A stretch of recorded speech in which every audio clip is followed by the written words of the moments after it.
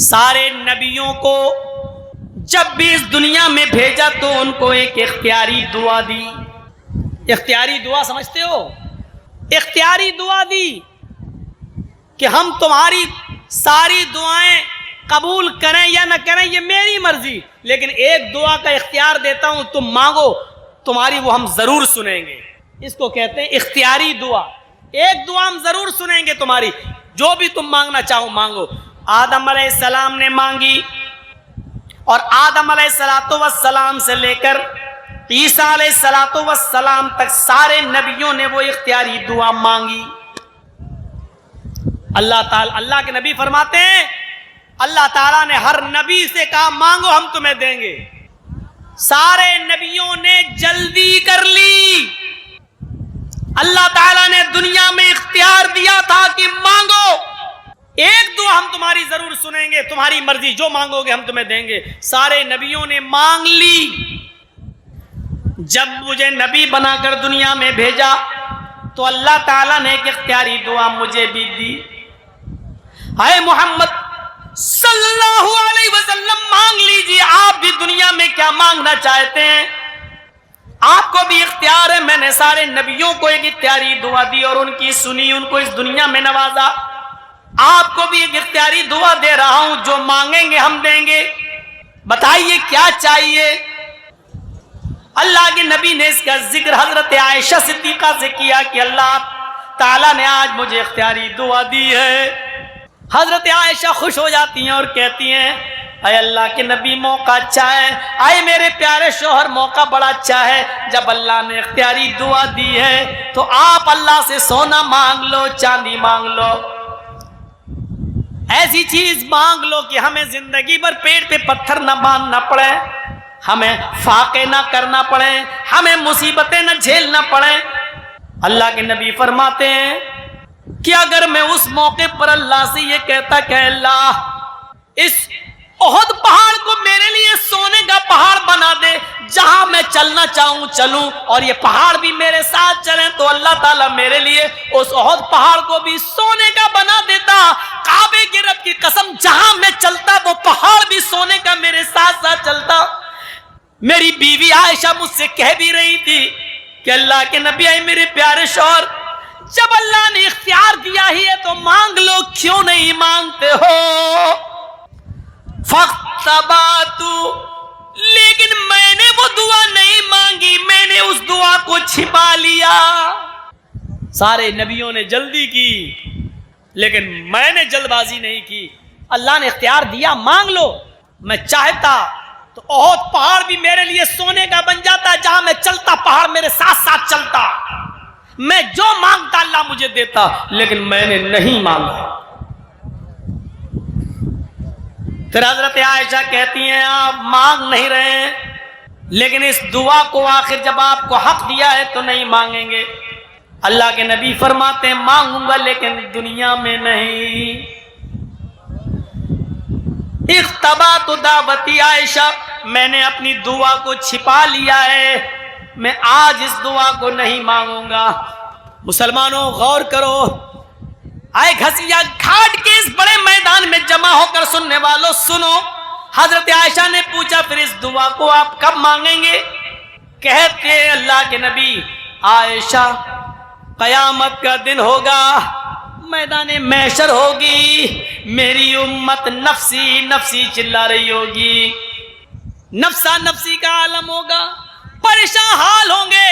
سورج سوا نیزے کے فاصلے پر یعنی 1 میل کے فاصلے پر ہوگا.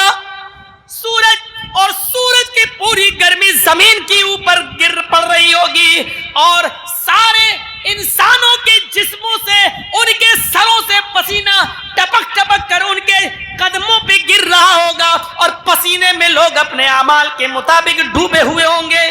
کوئی ٹخنوں کے برابر، کچھ پنڈلی کے برابر، کچھ کمر کے برابر، کچھ گھٹنوں کے برابر، کچھ کمر کے برابر، کچھ کاندھے کے برابر، اور کچھ اس میں گوتے لگا رہے ہوں گے. میری امت نفسا نفسی کے عالم بھی ہوگی. اس وقت میں اللہ سے اس دعا کو مانگوں گا اور کہوں گا الہ العالمین، سارے نبیوں کو تو نے ایک اختیاری دعا دی، انہوں نے دنیا میں اپنی اپنی دعا مانگ لی. اللہ میرا بھی حق تھا, اللہ مجھے بھی ایک دعا مانگنے کا حق تھا, اور تو نے مجھے بھی وہ دعا دی تھی کہ مانگو کیا مانگتے ہو. میں نے دنیا میں کچھ نہیں مانگا, میری وہ دعا باقی ہے.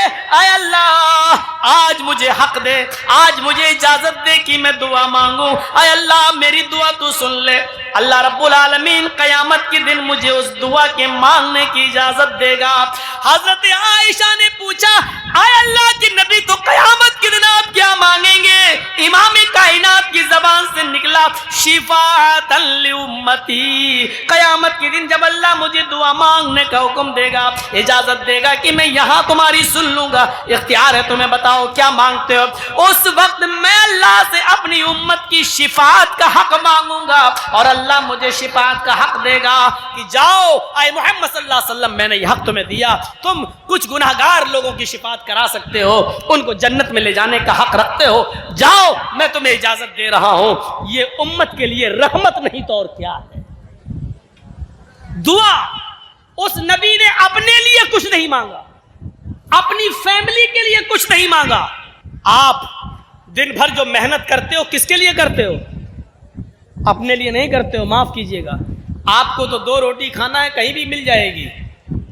آپ جو صبح سے لے کے شام تک محنت کرتے ہو, آپ کو اپنے سے زیادہ اپنے بیوی اور بچوں کی فکر ہوتی ہے. اپنے سے زیادہ اپنے بیوی اور بچوں کے لیے آپ کماتے ہیں, ان کے فیوچر کے لیے. اللہ کے رسول کو پورا اختیار تھا, آپ چاہتے تو اللہ سے ایسی دعا اس دنیا میں مانگ سکتے تھے کہ زندگی بھر بیٹھ کر کھاتے.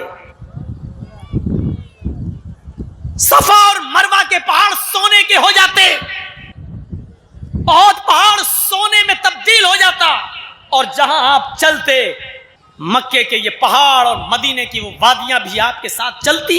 لیکن اللہ کے نبی صلی اللہ علیہ وسلم اپنے اور اپنی فیملی کے لیے کچھ نہیں مانگ رہے ہیں, اور وہ دعا بھی چھپا لی. اختبات و دعوتی, میں نے اپنی اس دعا کو چھپا لیا لیوم القیامہ, قیامت کے دن کے لیے.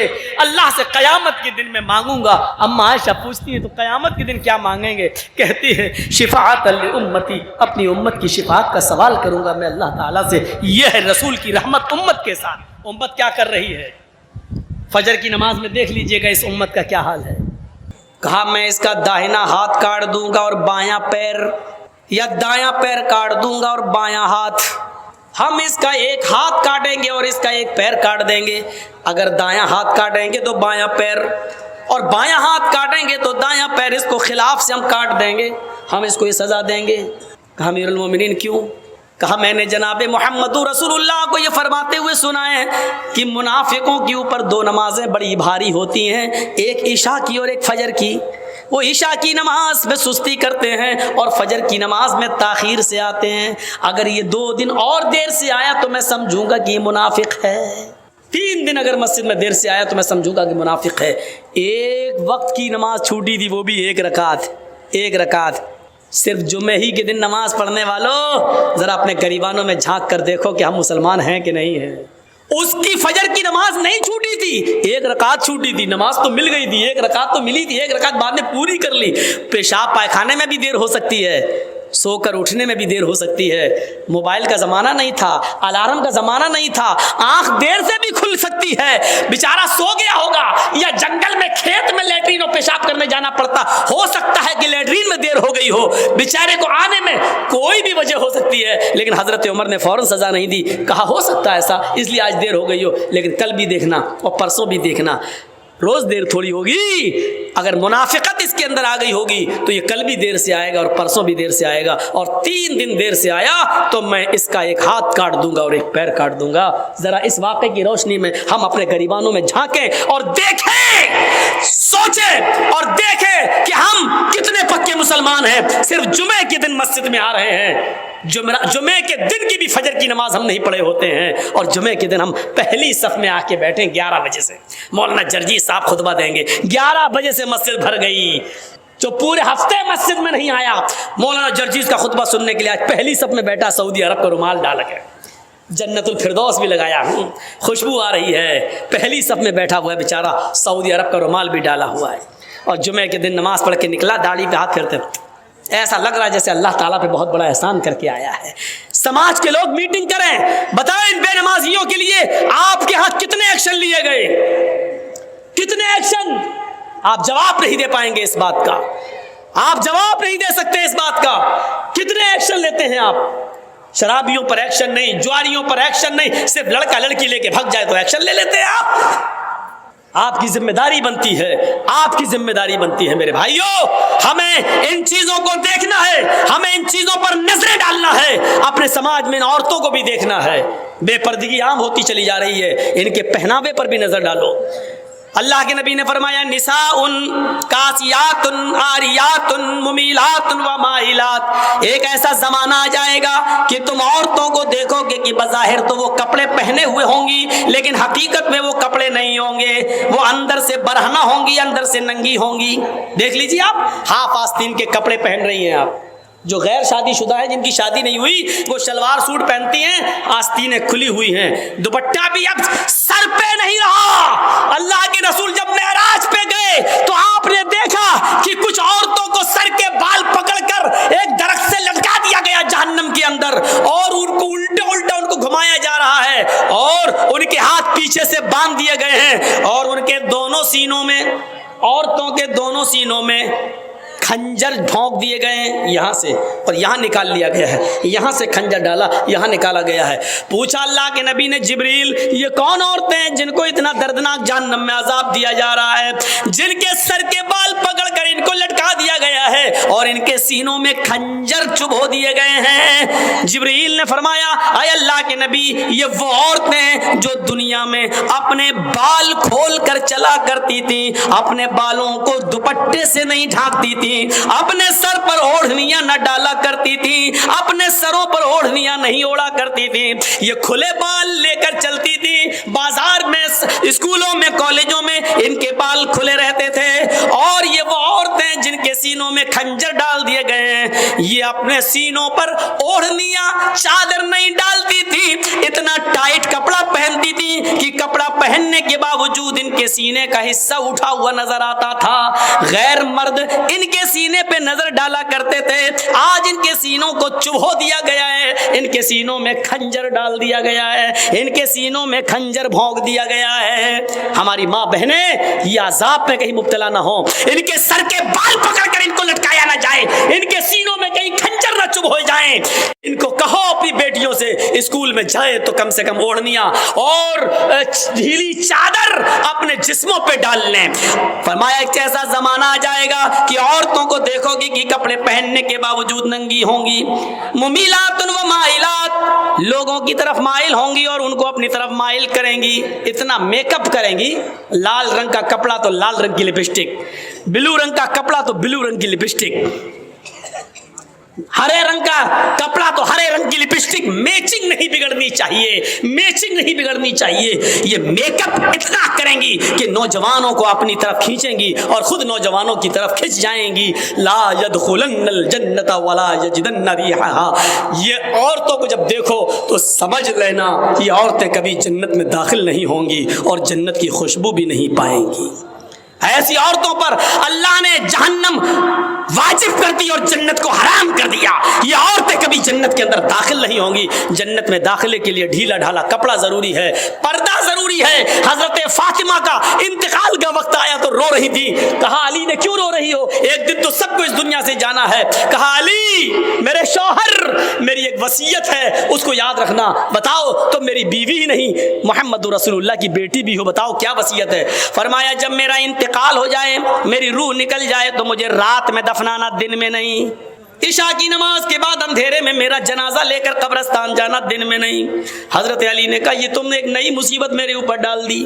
مان لو فجر کے بعد اگر تمہارا انتقال ہو جاتا ہے تو ظہر کے بعد دفن کیا جائے گا، ظہر میں انتقال ہوتا ہے تو عصر میں، اب فجر کے بعد اگر انتقال ہو جائے تب بھی ہم عشاء کے بعد تمہیں دفنائیں، یہ کہاں کی عقل مندی ہے؟ فرمایا اے علی، اے میرے شوہر، میرے اوپر یہ احسان کرنا جو میں آپ سے کہہ رہی ہوں، میرے جنازے کو رات کی تاریکی میں لے جانا، میرے جنازے کو رات کے اندھیرے میں اٹھانا۔ پوچھا ایسا کیوں کہہ رہی ہو؟ کہتی ہے کہ میں ایسا اس لیے کہہ رہی ہوں کیونکہ میں یہ نہیں چاہتی کہ میرے مردہ جسم پر پڑے ہوئے کفن پر بھی کسی غیر مرد کی نظر پڑے، میرے مردہ جسم پر پڑے ہوئے کفن پر بھی کسی غیر مرد کی نظر پڑے، میں چاہتی ہوں کہ میرا جنازہ جب اٹھے تو میرے کفن کو بھی کوئی نہ دیکھے، میری شکل صورت تو بہت دور کی بات ہے۔ حضرت فاطمہ کی یہ نصیحت تھپڑ مار رہی ہے آج ہماری بیٹیوں اور ہماری بیویوں کے منہ پر، ہماری عورتوں کے منہ پر۔ غور کریں، مرنے کے بعد کوئی نکاح نہیں کر سکتا ہے، مرنے کے بعد کوئی کسی سے دلچسپی نہیں رکھتا ہے، کتنی خوبصورت لڑکی کیوں نہ زمین پہ پڑی ہو، اگر مر گئی تو اس کی طرف کوئی انٹرسٹ نہیں لیتا ہے۔ لیکن حضرت فاطمہ کیا کہہ رہی ہیں کہ میرے انتقال کے بعد میرے مرے ہوئے جسم پر پڑے ہوئے کفن پر بھی کسی غیر مرد کی نظر نہ پڑے۔ ایک طرف اس پردے کو دیکھیے اور ایک طرف ہمارا سماج، ہماری سوسائٹی، اور اس سوسائٹی میں گھومنے والی آوارہ گائیں، آوارہ بھیڑوں کو دیکھیے۔ آج مجھے کہنا پڑ رہا آوارہ گائیں، آوارہ بھینسیں، آوارہ بکریاں، آوارہ بھیڑیں، ان کو کہنا پڑ رہا ہے۔ آپ یہ مت کہیے کہ مولانا جرجیس مثال غلط دے رہے ہیں، ضرورت پڑنے پر قرآن نے بھی چوپایوں کی مثال دی ہے۔ اولئک کالانعام بل ہم اضل، یہ چوپایوں کی طرح ہیں بلکہ ان سے بھی زیادہ گئے گزرے۔ جب قرآن انسان کو اللہ چوپایوں کی طرح کہہ سکتا ہے، اگر ہم نے ان کو بے لگام گھوڑی اور بے لگام اونٹنی یا ہم نے آوارہ بھیڑوں بکری کہہ دیا تو کوئی غلط نہیں کیا، کوئی غلط نہیں کیا۔ ہمیں اپنے معاشرے پر نظر ڈالنا ہے۔ میرے بھائیوں، 1:02 ہو چکا ہے۔ مجھے کہا گیا پہلے آپ کو 9 بجے ٹائم دے دیا جائے گا، میں نے سوچا 11 بجے ختم ہو جائے گا، لیکن 11 بجے ٹائم دیا گیا تو اب ظاہر بات ہے کہ 1.5-2 گھنٹہ تو بولنا ہی تھا، بول دیا۔ اللہ سے ہم دعا کرتے ہیں کہ بار الہ ہماری خطاؤں کو معاف فرما دے، ہمارے گناہوں کو بخش دے، ہمارے